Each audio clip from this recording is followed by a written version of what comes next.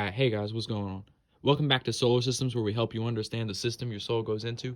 And today we got a pretty important astrological update where we're going to be talking about the Mars conjunct Uranus energy all on Wednesday, January 20th, okay?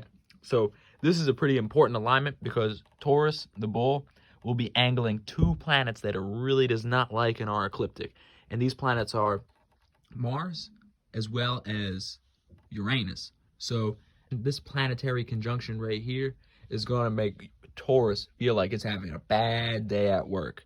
And it will not be the best because Mars, the planet of action, willpower, and intent, will be conjuncting Uranus, the planet of change, rebellion, opposition, and uniqueness and originality. This planet does not play, and it's really not going to play with this planet all together with Taurus, because Taurus hates being motivated just for the sake of being motivated, and it really hates change, rebellion, opposition, anything that makes it feel like it's on shaky ground.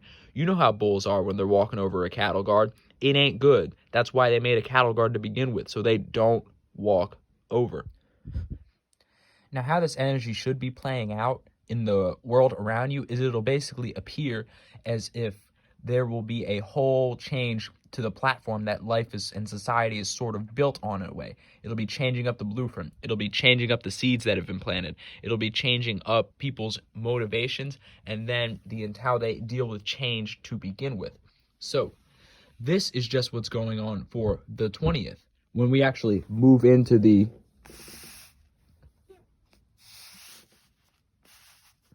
21st, this will be happening. We will be having the moon added into the mix too. So this will basically appear like icing on the cake in a good sense. So if Taurus the bull had a horrible day at work, then the moon will basically be its joy. It'll be all for something. It'll be like a sack of gold after going through some hardship, right? But the important thing about this is you need to know what house it is affecting you in.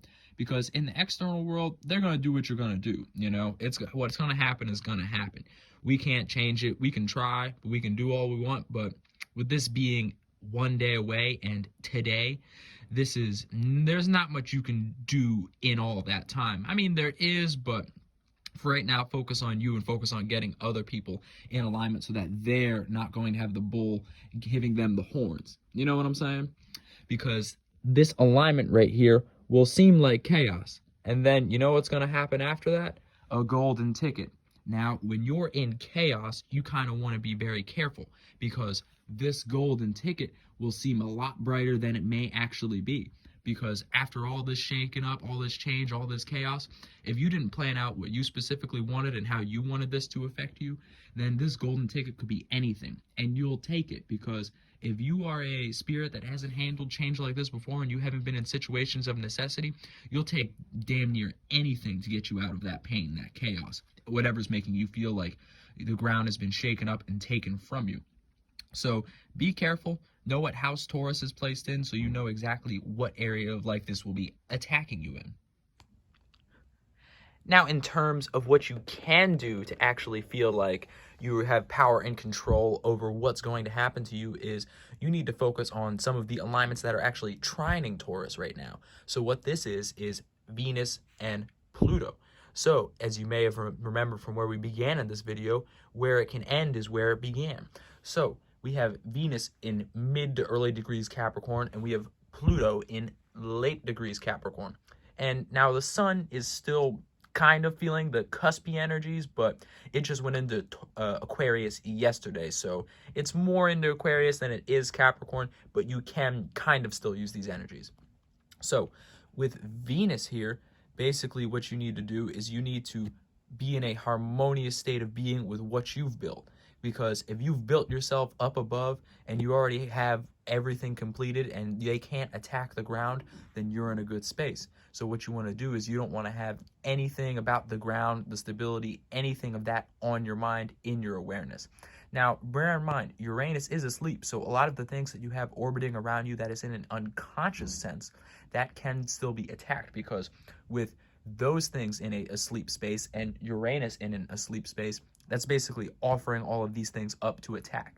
So you don't want to have anything even remotely near your mind, your mental vehicle, your state of being. You don't have that, anything regarding that in your space whatsoever. You just want to be focusing on what you have power and control over, and making sure that that is in a harmonious space, because that's how you'll basically be activating the trine between the two, keeping you in a gift-like harmonious space. Because once you have power and control over how you're relating to this and how you want this to be happening for you, you will be in a safe space where you can stay in your harmonious synchronicity adjacent alignments so that nothing can attack you. Now, bear in mind that how you create this and how you actually seal this in for yourself is up to you. You need to create your own witch rules. You need to learn how to do this for yourself. You need to find out what houses you have these signs placed in, as well as the planets, so you can get the energy of how you're experiencing this for yourself. But once you have that figured out, you can create your own little seal, sigil, square, however you want to protect yourself, and make sure that your status is maintained throughout these shaky times. But anyways, guys, thanks for following this solar system series. I'm trying to make sense out of all these alignments for themselves. And in terms of making sense, we will close out on Virgo. Peace.